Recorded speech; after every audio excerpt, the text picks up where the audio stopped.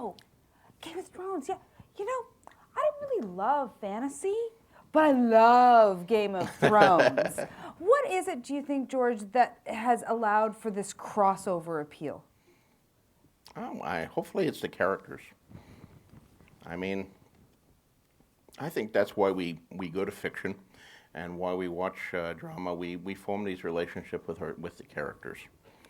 And one of the things that HBO has also has also proven, I think, is that the characters don't necessarily have to be likable. They just have to be interesting. And they can still engage, people who are scumbags can engage our sympathy, which is, again, it's something I constantly fought in my years at the network, where I'm writing episodes and it's, oh, we did a focus group and this character is not likable. She does mean, we have to make her more likable so the audience will like her and want to be with her every week. Give me a break, you know. And, you know, I lost several of those battles. It drove me crazy. You know, but I think with Tony Soprano is an immensely likable guy, and he's also a thoroughly scumbag sociopath. You know, in the first episode, you see him feeding the ducks and talking to the psychiatrist about his personal problems, and then he sees a guy who owes him some money and jumps out of a car and starts kicking him after he runs him over. You know, is this likable? You know, the network never would have gone for that. They would have said, oh, the focus group didn't like it when he jumped out of the car and started kicking that guy. We have to make him more likable. But, you know, HBO has proven that we will follow for years and years some pretty reprehensible characters as long as they're fascinating. And we will like them in some sense. I think the human beings have a great capacity for empathy and for, you know, it was hard not to feel for Tony. I mean, yes, he was really bad at some points, but you also sort of sympathize with him. And some of the people he was dealing with were a lot worse than he was, and that made him more likable by contrast. So, yeah, he was kind of in the middle of evil, like in the middle of doing bad. Exactly, yeah. You know, I mean, you see the people like Richie Aprile and Yeah. Ralphie Ciparetto, you know, who were a lot worse than Tony. Tony had a core of decency that was right down there with his, you know, kind of sociopathy. It's you know, we have the Game of Thrones exhibit happening here at the Tiff Bell Lightbox, and I heard some people cheering as Teresa introduced it tonight. And we were lucky enough to bring a camera here, and so many people have questions for you. And there was a big fan that had a question for you. Let's take a look at that question from this fan, and you can answer that for him. Oh dear. Okay.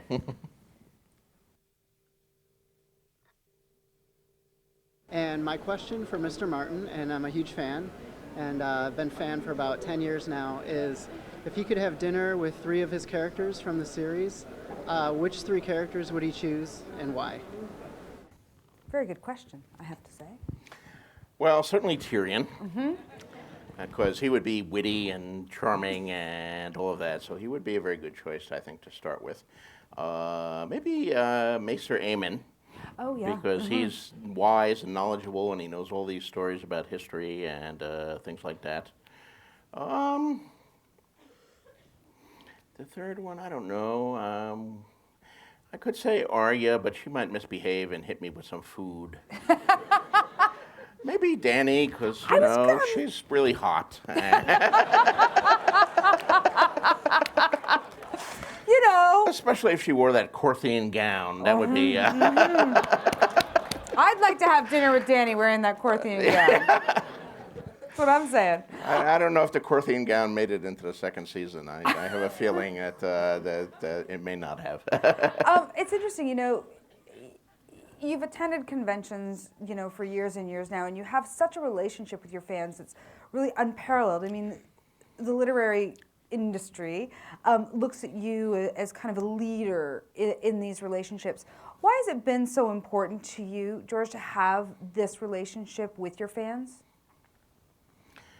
Well, you know, I come out of the world of science fiction and fantasy, and I think that's at least part of it.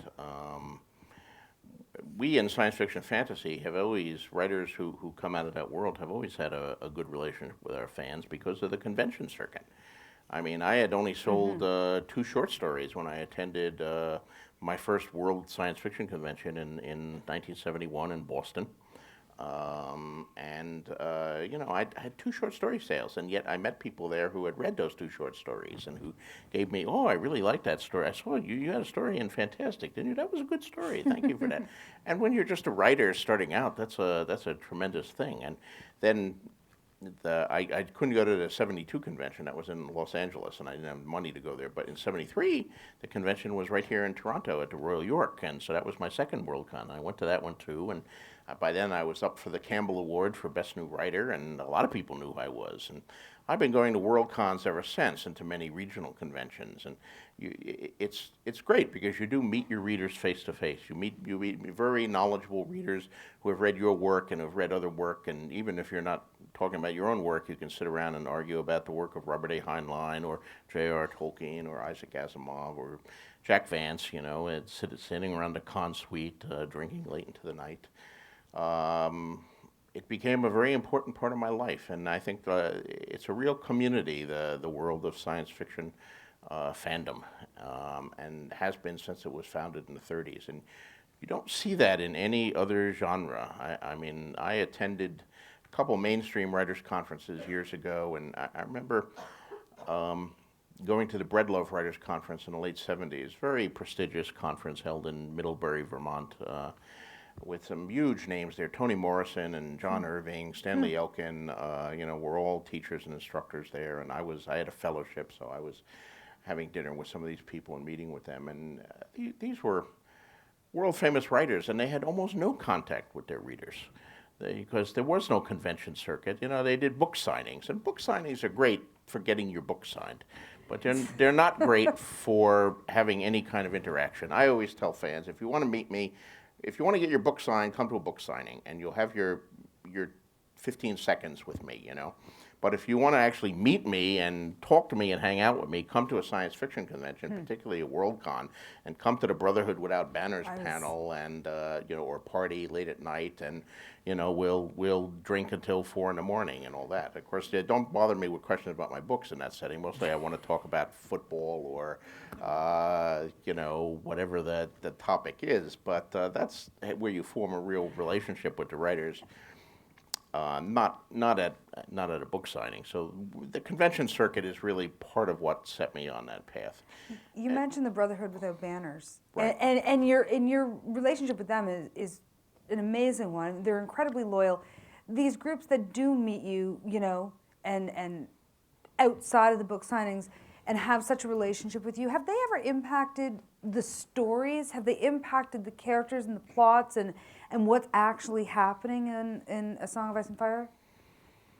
No, not to any appreciable extent. Much as I love my fans, I've also been known to say art is not a democracy. I don't encourage people to make suggestions to me or story ideas. I mean, for one thing, it opens you up to potential lawsuits. 99% of the fans out there are great and would never do that, but there's always the one, lunatic who says, why don't you have a sword fight in the next book? And then if there's a sword, he stole my idea, and they find some Yahoo lawyer in Boondock, North Dakota, who will file. So you have to be aware of that. You have to establish that you don't take other people's ideas, and you can't always do the popular thing. I mean, that's the mistake the networks make and the studios with these focus groups and test things where, they test an ending to see if it will be popular. They test a character, You need characters that people aren't going to like. You need people that aren't, appreciated. They drive the story, and sometimes you have concepts or ideas that are not immediately popular, but nonetheless are the right thing to do to tell your story. I mean, if I had said, okay, fans, should I kill Ned at the end of the first book? He would still be kicking around. I mean, nobody would have voted to kill him, but nonetheless, killing him was the right thing to do, at least for me and my readers. Now, that being said, I acknowledge that my books are not for everyone. I have gotten many letters over the years from people who say, well, I was enjoying your books, but then, you killed my favorite character, and now I'll never read them again. How could you do that? I read your books I read for pleasure and relaxation. I don't like to be, kicked in the groin by my authors, and that's fine. And I understand where they're coming from. And there are plenty of books out there by writers who will not kick you in the groin. There's people who are doing comfort fiction where the hero is always going to win the sword fight and is always going to be safe, and the heroine is never going to be raped, and everything is going to come out well at the end. It just doesn't happen to be the books I write. In the books I write, I want you not to know what the hell is going to happen and to live in mortal fear about what may happen when you turn the next page and who's going to live and who's going to die. That's my goal. There are a lot of people here who like to be kicked in the groin, I think. It's not only fans who have questions for you, also people who embody the characters, stars of Game of Thrones have a question. Here's Emilia Clarke, who we've been looking at all night, who plays Dany. She has a question for you.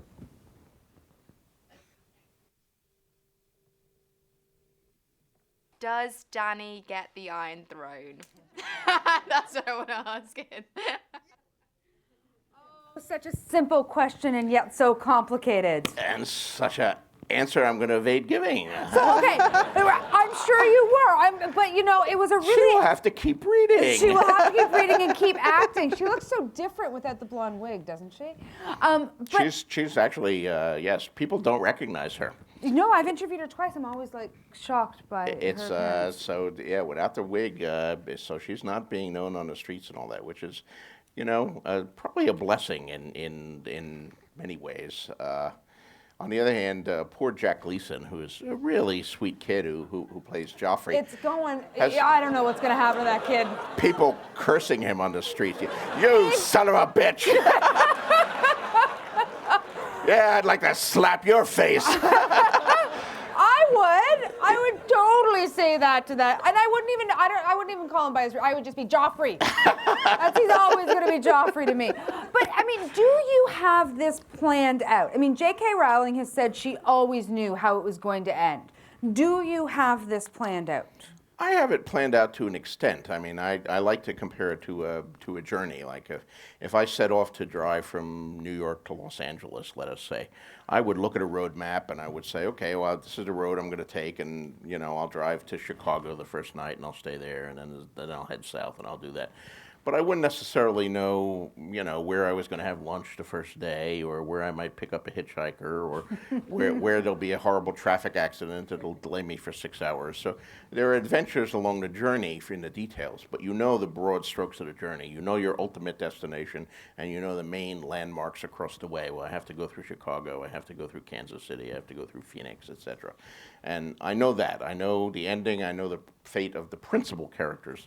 There's been a lot of characters who have sort of popped up and butted their way into the story, and I'm still sort of making up their fates on the Who's the hitchhiker on the fly and here. Where's the greasy spoon? That's right. It's interesting when I was reading, about you, looking forward to talking to you. It's fascinating that you, as a 16-year-old, wrote a letter to Marvel Comics about how you felt about one of the Avengers comic, and it got leaked on the internet, and I'm sure a lot of people here have read that letter. But I wonder, for you now at this point, that you're the person now that people are writing those fan letters to, and you're the person that is inspiring another generation or of writer or a young person to pick up a book and read it, that you're that person now. How does that make you feel? That's pretty cool to think that. That's nice. And I do get a lot of letters from young fans, some of them who are aspiring writers, and they want advice on how to be a writer. Probably too many of them for me to respond to, although I have an FAQ that answers some of the questions I get most often from younger and aspiring writers. But yes, it is not only Stan Lee and Marvel Comics, but also Tolkien and other people inspired me when I was young and kept me working. So if I can do the same thing for other writers, And it was interesting that you bring up the Avengers letter. I actually had a number of letters published in Marvel Comics in those days. The first one was in Fantastic Four. Probably, I don't know, half dozen letters over the years. But that Avengers letter, which did get picked up recently and spread all over the internet, is interesting because it was the issue where a character called Wonder Man was introduced for the first time and then dies in the same episode. And he is actually, he pretends to be a hero, but he has actually been created by a villain, and his whole job with joining the Avengers is to betray the Avengers. But fundamentally, he's a decent guy, and when push comes to shove, he dies rather than betray the Avengers to their death. He sacrifices himself. And, I love this story, and I said so in that letter. I thought it was a great piece of fiction. And of course, you look at that, and you see many of the hallmarks that I picked up years later in Game of Thrones. Here you have a fundamentally gray character. Is he a hero? Is he a villain? He's a villain pretending to be a hero who actually turns out to be a real hero at the end, and he dies. Dun dun. Now, Where did it all come later from? they brought him back, unfortunately, as they always do in comics. I still liked him, but they should have kept him dead. I'm in favor of people dying. That's my big problem with modern comics, is that no one ever dies. The famous saying that no one in comics ever dies for good except Uncle Ben and Batman's parents. We do have a house full of people here. This event sold out before it was even announced, it seems to me. My friend Justin's sitting right here, and he was in the know. So I want to open it up to questions from the audience. Just a couple of house rules. I'm going to try, we're going to get to as many people as we can. We've got about 15 minutes for this. But please wait until the microphone gets to you to ask your question. We are taping this, so you'll be able to watch it and send it out to your friends in a few different parts. So that'll be exciting, but we want to make sure we do hear your questions. So who wants to start? Oh, hello. Okay, so this lady right here, there you go. Stand up for me, Dawn. Great. And we need a microphone to her. Oh, microphone. Oh, there we go. We're going to the microphone. So yeah, we're just going to get the microphone to you so we can record you and make sure we can hear you. Thanks, everybody, by the way, for coming tonight. What's your question? The first thing I want to say is everybody in the Night's Watch is losing weight. They're getting stronger. Sam is not losing.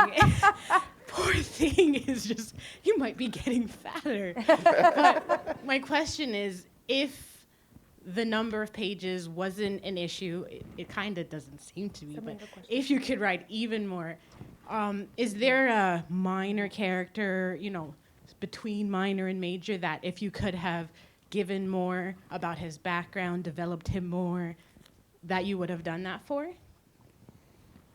Well, I'm not sure.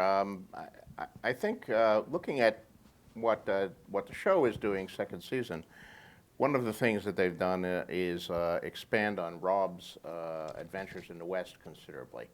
In the book, Rob is not a viewpoint character ever in the books, and his story is presented primarily through the viewpoint of Catelyn when he's in the South, and earlier parts of it partly through the viewpoint of Bran when he's still at Winterfell. So when Rob goes west and has his battles with the Lannisters and his encounter with Jane Westerling and so forth, and some very important things happen there, and we just hear about them through Raven reports and so forth. If I had it to do over again, I might go back and change that and promote Rob to a full-fledged viewpoint character and, add a whole sequence of chapters where we would actually see that happen in the North. I could see gaining something from that again if, as you say, pages weren't an issue, because that would probably add another 100 pages at least to a book that's already 1,200 pages long in manuscript. But it also has some negative effects, of course. I mean, the way the book reads currently, you don't know what Rob's up to. So when Rob actually comes back to River Run and you hear what he's done from Kat's viewpoint, it has enormous impact because it comes as a total shock to her and therefore to the reader who's learning the story through her. You blunt that if you introduce him as a viewpoint character. So you have to weigh those kind of options together. Interesting. And that's an interesting thing. There have been places in the books where I have wished maybe I should switch to the viewpoint character of thus and such here. And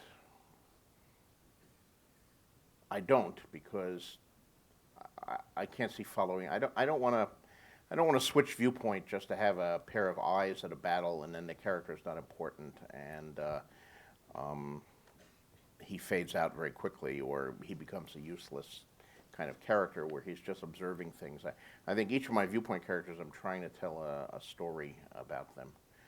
Yeah, you know, it's a good thing these books are published occasionally, or I would keep revising them forever. My effort to achieve some sort of platonic perfection.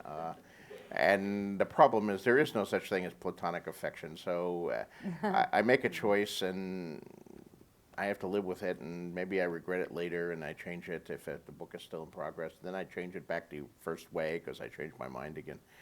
You know, the one viewpoint character that I wonder whether I should have made him a viewpoint character is Aris Oakheart in Feast for Crows, because he's only a viewpoint character for a single chapter. And I look up at him. Maybe I should have presented that from Ariane's viewpoint, you know, because the scene is mostly Ariane and Sir Aris. But I wanted to show what was going on through his head and why he made the decision that he made, which I thought was important. But since he is a viewpoint character for only that single chapter, maybe I should have refrained from making him a viewpoint character at all. And I don't know. Now I'm dithering, but that's the sort of issues that go through my head when I'm wrestling with these issues. Some people have also pointed out that maybe I should have a Dothraki viewpoint character, and that's something I've considered is an interesting idea. You know, as it is, I'm presenting that culture from outside, from the viewpoint of someone who's very alien to it, and you know, Danny comes to understand certain aspects of it, but never really completely as someone born in the culture would do. So maybe I should have done that as well, but I didn't. So there we are. We have a question here, and then I'm going to bring the microphone up to that side of the room if we can. Go ahead. Hi. Hi. I have a very detail-oriented fanboy question. Go. Oh dear. You must hate those. It is with the maesters who all forge their own links for each subject that they master. Valyrian steel is not supposed to be known how to be made, but two of the maesters have Valyrian steel links. Uh-oh. And Archmaester Uh-oh. Marwyn. But Valyrian steel can be reworked. They can't make new Valyrian steel, but as you see, when the twin swords of Oathkeeper and Widow's Wail are created in King's Landing, you can take existing Valyrian steel and rework it. Oh, you thought you had him, and you're so wrong. You were It's so got a little dagger lying wrong. around, do they? Okay, we'll go up here to this side of the room. Who wants to put their hand up on this side? Oh, there's that gentleman right there. Like the fourth row up, 2 seats in. You got it right there. There you go. We'll go back on this side. All right, I'll just start off with Go Team Lannister. I know there's probably no fans there, but I do. There are some blondes in the room. Anyway, so earlier you talked about Tyrion being your favorite character and maybe the most easy character for you to write. Who would you say is the most difficult character for you to write? The most difficult viewpoint character to write is Bran, and he has always been the hardest. He is the youngest viewpoint character, which you know, is difficult in and of itself, because when you're writing a character that young, you can't simply write what's going on. You have to filter everything through, okay, he's 8 years old. What does he understand? He's seeing this scene. Does he actually understand what's happening in this scene? Like when he comes on Jaime and Cersei, well, they don't have any clothes on and they're wrestling, you know, because an 8-year-old has a different way of perceiving these things. So you always have that issue, and his language has to be carefully considered. What words does he know? How would an 8-year-old phrase this sentence, or a 9-year-old? 10, obviously, he grows during the course of the story.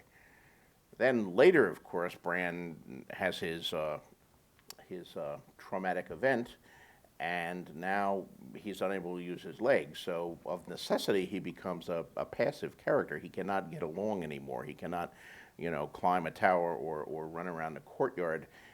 So you're reliant on other characters to move him about or to allow him to move about. And that imposes a certain passivity on him that can be overcome, but it takes some thought to overcome it. And finally, he gets involved more than any other character in the magical side of the fantasy. And magic is something that has to be handled very, very carefully in fantasy, especially a low magic fantasy like mine. A low magic fantasy? Yes, there's compared to most fantasies, there's very little magic in Ice and Fire.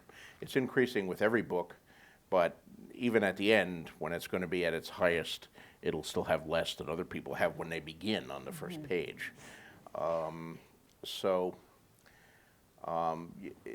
Too much fantasy can overwhelm a fantasy, and too much magic can overwhelm a fantasy and really ruin it. So all of these things make Bran very difficult to write, and his chapters I have to put together very, very, very, very carefully, and they tend to take me longer to write than the chapters of any other character.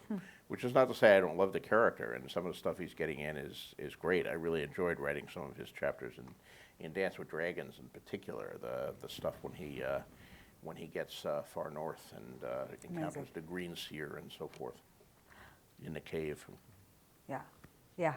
We don't want to give too much away for those who haven't got there. We have time for one more question because we want to make sure that we get through to I'm going to go, I've sent them, where is the microphone? This is going to determine my choice. Right here, we'll go to this gentleman right here, it's closest to the microphone. Luck of the draw, kids. Hi, George. Hello?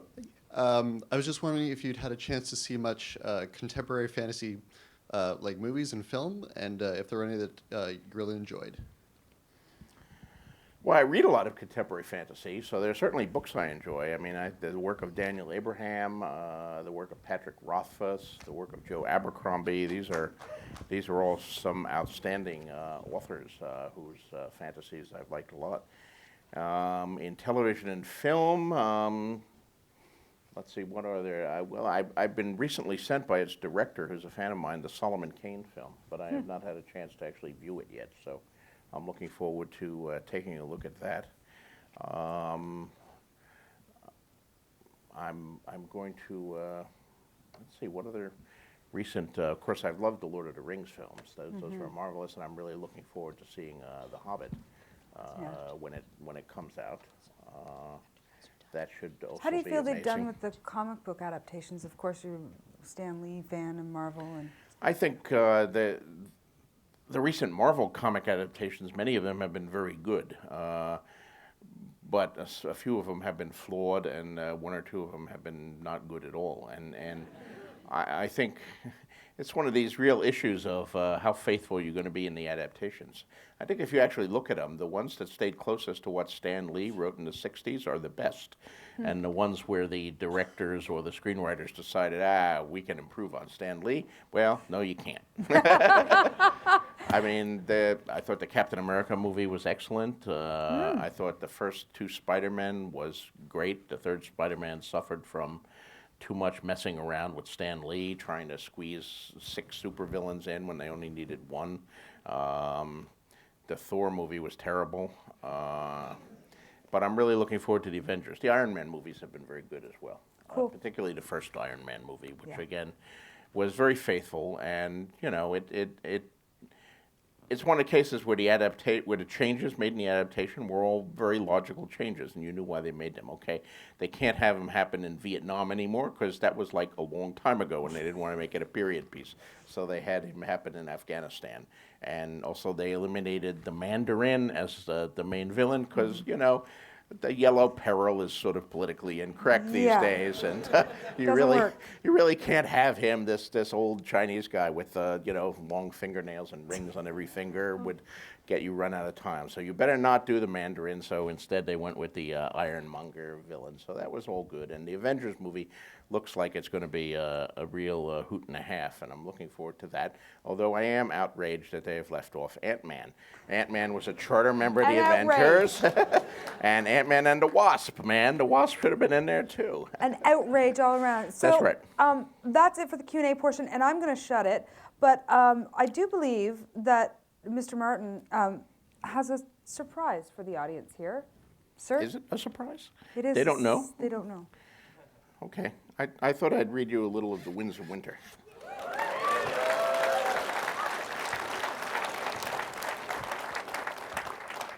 Just a little. I don't have time to do a whole chapter here, but I'll read you the beginning of a chapter. What a thrill. I just heard somebody say, I want to hear it, but I don't want to hear it. Now, if you haven't read all the books up to and including A Dance with Dragons, you might want to leave, because this takes up right where The Dance with Dragons leaves off. It takes off of like 5 minutes after the end of A Dance with Dragons. So Brace yourselves. you'll be right in the middle of it here. Victorian. The noble lady was a tub of a ship, as fat and wallowing as the noble ladies of the Greenlands. Her holds were huge, and Victorian packed them with armed men. With her would sail the other lesser prizes that the Iron Fleet had taken on its long voyage to Slaver's Bay, a lubbery assortment of cogs, great cogs, carracks, and trading galleys, salted here and there with fishing boats. It was a fleet both fat and feeble, promising much in the way of wool and wines and other trade goods, and little in the way of danger. Victorian gave the command of it to Wolf One Ear. The slavers may shiver when they spy your sails rising from the sea, he told him, but once they see you plain, they will laugh at their fears. Traders and fishers, that's all you are. Any man can see that. Let them get close as they like, but keep your men hidden below decks until you are ready. Then close and board them. Free the slaves and feed the slavers to the sea, but take the ships. We will have need of every hull to carry us back home. Home, Wolf grinned. The men will like the sound of that, Lord Captain. The ships first. Then we break these Yonkishmen. Aye. The Iron Victory was lashed alongside the noble lady, the two ships bound tight with chains and grappling hooks, a ladder stretched between them. The great cog was much larger than the warship and sat higher in the water. All along the gunwales, the faces of the Ironborn peered down, watching as Victorian clapped Wolf One Ear on the shoulder and sent him clambering up the ladder. The sea was smooth and still, the sky bright with stars. Wolf ordered the ladder drawn up, the chains cast off. The warship and the cog parted ways. In the distance, the rest of Victorian's feigned fleet was raising sail. A ragged cheer went up from the crew of the Iron Victory and was answered in kind by the men of the noble lady. Victorian had given Wolf his best fighters. He envied them. They would be the first to strike a blow, the first to see that look of fear in the foeman's eyes. As he stood at the prow of the Iron Victory, watching One Ear's merchant ships vanish one by one into the west, the faces of the first foe he'd ever slain came back to Victorian Greyjoy. He thought of his first ship, of his first woman. A restlessness was in him, a hunger for the dawn and the things this day would bring. Death or glory, I will drink my fill of both today. The sea-stone chair should have been his when Balin died, but his brother Euron had stolen it from him, just as he had stolen his wife many years before. He stole her and he soiled her, but he left it for me to slay her. All that was done and gone now, though.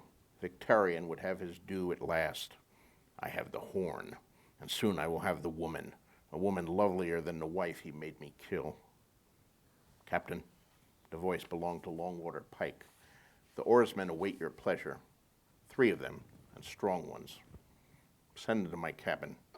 I want the priest as well. The oarsmen were all big. One was a boy, one a brute, one a bastard's bastard. The boy had been rowing for less than a year, the brute for 20. They had names, but Victorian did not know them. One had come from Lamentation, one from Sparrowhawk, one from Spider Kiss. He could not be expected to know the names of every thrall who had ever pulled an oar in the Iron Fleet. "Show them the horn," he commanded, when the three had been ushered into his cabin. Mokoro brought it forth, and the dusky woman lifted up a lantern to give them all a look. In the shifting lantern light, the hell horn seemed to writhe and turn in the priest's hands like a serpent fighting to escape. Mokoro was a man of monstrous size, big-bellied, broad-shouldered, towering, but even in his grasp, the horn looked huge. "My brother found this thing on Valeria," Victorian told the thralls. "Think how big the dragon must have been to bear 2 of these upon his head. Bigger than Vagar or Meraxes, bigger than Balerion, the Black Dread." He took the horn from Mokoro and ran his palm along its curves. At the King's Moot on Old Wick, one of Euron's mutes blew upon this horn. Some of you will remember. It was not a sound that any man who heard it will ever forget. "They say he died," the boy said, "him who blew the horn." "Aye." The horn was smoking after. The mute had blisters on his lips, and the bird inked across his chest was bleeding. He died the next day. When they cut him open, his lungs were black. "The horn is cursed," said the bastard's bastard. "A dragon's horn from Valeria," said Victorian. "Aye, it's cursed. I never said it wasn't." He brushed his hand across one of the red gold bands, and the ancient glyph seemed to sing beneath his fingertips. For half a heartbeat, he wanted nothing so much as to sound the horn himself. "Euron was a fool to give me this. It is a precious thing, and powerful. With this I'll win the Seastone chair, and then the Iron Throne. With this I'll win the world." Claghorn blew the horn thrice and died for it. He was as big as any of you and strong as me, so strong that he could twist a man's head right off his shoulders with only his bare hands, and yet the horn killed him. "It will kill us too, then," said the boy. Victorian did not oft forgive a thrall for talking out of turn, but the boy was young, no more than 20, and soon to die besides. He let it pass. The mute sounded the horn 3 times. "You 3 will sound it only once. Might be you'll die, might be you won't. All men die. The Iron Fleet is sailing into battle. Many on this very ship will be dead before the sun goes down, stabbed or slashed, gutted, drowned, burned alive. Only the gods know which of us will still be here come the morrow. Sound the horn and live, and I'll make free men of you. 1 or 2 or all 3. I'll give you wives, a bit of land, a ship to sail, thralls of your own. Men will know your names." "Even you, Lord Captain?" asked the bastard's bastard. "Aye." "I'll do it then." "And me," said the boy. The brute crossed his arms and nodded. If it made the 3 feel braver to believe they had a choice, let them cling to that. Victorian cared little what they believed. They were only thralls. "You will sail with me on Iron Victory," he told them, "but you will not join the battle. Boy, you're the youngest. You'll sound the horn first. When the time comes, you will blow it long and loud. They say you're strong. Blow the horn until you are too weak to stand, until the last bit of breath has been squeezed from you, until your lungs are burning. Let the freedmen hear you in Marine, the slavers in Yunkai, the ghosts in Ostapor. Let the monkeys shit themselves at the sound when it rolls across the Isle of Cedars. Then pass the horn along to the next man. Do you hear me? Do you know what to do?" The boy and the bastards tugged their forelocks. The brute might have done the same, but he was bald. "You may touch the horn, then go." They left him one by one, the 3 thralls, and then Mokoro. Victorian would not let him take the hell horn. "I will keep it here with me until it's needed." "As you command. Would you have me bleed you?" Victorian seized the dusky woman by the wrist and pulled her to him. "She will do it. Go pray to your red god. Light your fire and tell me what you see." Mokoro's dark eyes seemed to shine. "I see dragons." Wow. Just a taste. Just a taste.